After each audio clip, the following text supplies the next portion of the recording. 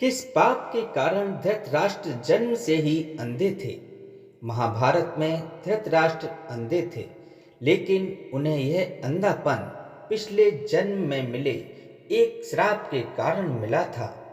धृतराष्ट्र ने ही गांधारी के परिवार को मरवाया था, लेकिन क्यों मिला था उन्हें अंधे होने का श्राप और क्यों मरवाया था उन्होंने अपनी पत्नी गांधारी के परिवार को?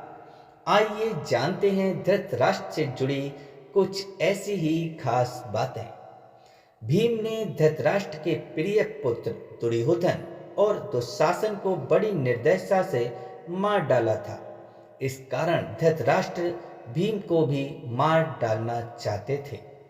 जब युद्ध समाप्त हो गया तो श्री कृष्ण के साथ युधिष्ठिर, भीम, अर्जुन, नकुल और सहदेव महाराज धृतराष्ट्र से मिलने पहुंचे। युधिष्ठिर ने धृतराष्ट्र को प्रणाम किया और सभी पांडवों ने अपने अपने नाम लिए और प्रणाम किया। श्री कृष्ण महाराज के मन की बात पहले से ही समझ गए थे कि वे भीम का नाश करना चाहते हैं। धृतराष्ट्र ने भीम को गले लगाने की इच्छा जताई तो श्री कृष्ण ने तुरंत ही भीम के स्थान पर भीम की लोहे की मूर्ति को आगे बढ़ा दिया। धृतराष्ट्र बहुत शक्तिशाली थे। उन्होंने क्रोध में आकर लोहे से बनी भीम की मूर्ति को दोनों हाथों से दबोच लिया और मूर्ति को तोड़ डाला। मूर्ति तोड़ने की वजह से उनके मुंह से भी खून निकलने लगा और वे जमीन पर गिर गए। कुछ ही देर में उनका क्रोध शांत हुआ तो उन्हें लगा कि भीम मर गया है, तो वे रोने लगे। तब श्री कृष्ण ने महाराज से कहा कि भीम जीवित है, आपने जिसे तोड़ा है वह तो भीम के आकार की मूर्ति थी। इस प्रकार श्री कृष्ण ने भीम के प्राण बचा लिए। धृतराष्ट्र थे जन्म से अंधे। महाराज शांतनु और सत्यवती के दो पुत्र हुए, विचित्रवीर्य और चित्रांगद। चित्रांगद कम आयु में ही युद्ध में मारे गए। इसके बाद भीष्म ने विचित्रवीर्य का विवाह काशी की राजकुमारी अंबिका और अंबालिका से करवाया। विवाह के कुछ समय बाद ही विचित्रवीर्य की भी बीमारी के कारण मृत्यु हो गई। अंबिका और अंबालिका संतानहीन ही थी, तो सत्यवती के सामने यह संकट उत्पन्न हो गया कि कौरव वंश आगे कैसे बढ़ेगा। वंश को आगे बढ़ाने के लिए सत्यवती ने महर्षि वेदव्यास से उपाय पूछा, तो वेदव्यास से अपनी दिव्य शक्तियों से अंबिका और अंबालिका से संतानें उत्पन्न की थी। अंबिका ने महर्षि के भय के कारण आंखें बंद कर ली थी, तो इसकी अंधी संतान के रूप में धृतराष्ट्र हुए। दूसरी राजकुमारी अंबालिका भी महर्षि से डर गई थी और उसका शरीर पीला पड़ गया था, तो इसकी संतान पांडु हुई। पांडु जन्म से ही कमजोर थे। दोनों राजकुमारियों के बाद एक दासी भी महर्षि वेदव्यास ने शक्तिपात किया था। उस दासी से संतान के रूप में महात्मा विदुर उत्पन्न हुए। एक श्राप के कारण धृतराष्ट्र जन्मे थे अंधे। धृतराष्ट्र अपने पिछले जन्म में एक बहुत दुष्ट राजा था। एक दिन उसने देखा कि नदी में एक हंस अपने बच्चों के साथ आराम से विचरण कर रहा है। उसने आदेश दिया कि उस हंस की आंख फोड़ दी जाए और उसके बच्चों को मार दिया जाए। इसी वजह से अगले जन्म में वह अंधा पैदा हुआ और उसके पुत्र भी उसी तरह मृत्यु के प्राप्त हुए जैसे उस हंस के। अंधे होने के कारण धृतराष्ट्र से पहले पांडु बने थे राजा। धृतराष्ट्र, पांडु और विदुर के पालन पोषण का भार भीष्म के ऊपर था। तीनों पुत्र बड़े हुए। तो उन्हें विद्या अर्जित करने भेजा गया। धृतराष्ट्र बल विद्या में श्रेष्ठ थे। पांडु धनुर्विद्या में और विदुर धर्म और नीति में पारंगत हो गए। तीनों पुत्र युवा हुए तो बड़े पुत्र धृतराष्ट्र को नहीं बल्कि पांडु को राजा बनाया गया, क्योंकि धृतराष्ट्र अंधे थे और विदुर दासी पुत्र थे। पांडु की मृत्यु के बाद धृतराष्ट्र को राजा बनाया गया।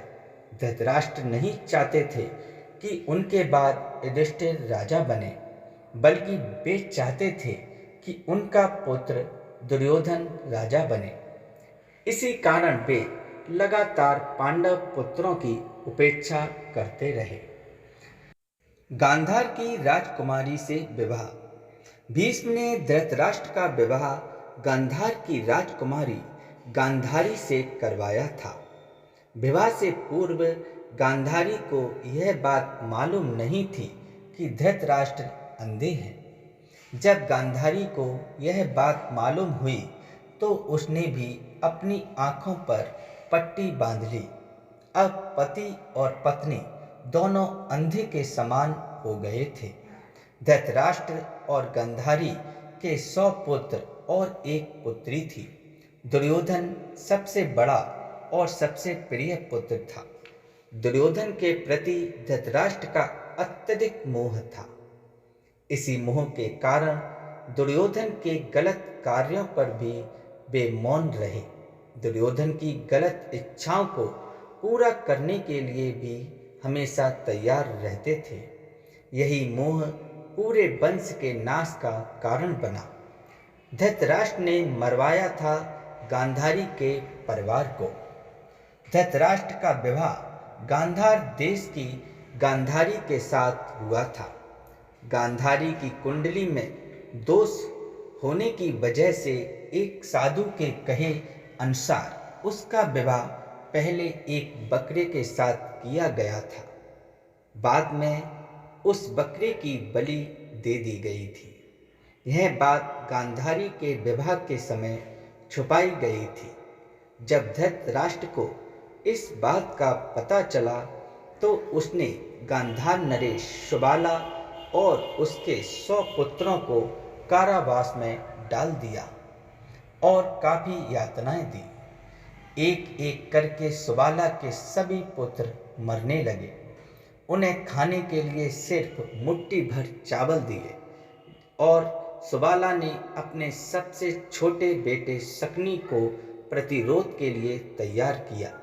सब लोग अपने हिस्से के चावल शकुनी को देते थे ताकि वह जीवित रहकर कौरवों का नाश कर सके। मृत्यु से पहले सुबाला ने धृतराष्ट्र से शकुनी को छोड़ने की विनती की, जो धृतराष्ट्र ने मान ली। सुबाला ने शकुनी को अपनी रीढ़ की हड्डी के पासे बनाने के लिए कहा। वही पासे कौरव वंश के नाश का कारण बने। शकुनी ने हस्तिनापुर में सबका विश्वास जीता और 100 कौरवों का अभिभावक बना। उसने न केवल दुर्योधन को युधिष्ठिर के खिलाफ भड़काया, बल्कि महाभारत के युद्ध का आधार भी बनाया। धृतराष्ट्र चले गए वन में। दोस्तों, युद्ध के बाद धृतराष्ट्र और गांधारी पांडवों के साथ एक ही महल में रहने लगे थे। भीम अक्सर धृतराष्ट्र से ऐसी बातें करते थे जो कि उन्हें पसंद नहीं थी। भीम के ऐसे व्यवहार से धृतराष्ट्र बहुत दुखी रहने लगे थे। वे धीरे धीरे 2 दिन या 4 दिन में एक बार भोजन करने लगे। इस प्रकार 15 वर्ष निकल गए। फिर एक दिन धृतराष्ट्र के मन में वैराग्य का भाव जाग गया और वे गांधारी के साथ वन में चले गए। दोस्तों, ऐसी ही जानकारी के लिए चैनल को सब्सक्राइब जरूर करें। धन्यवाद।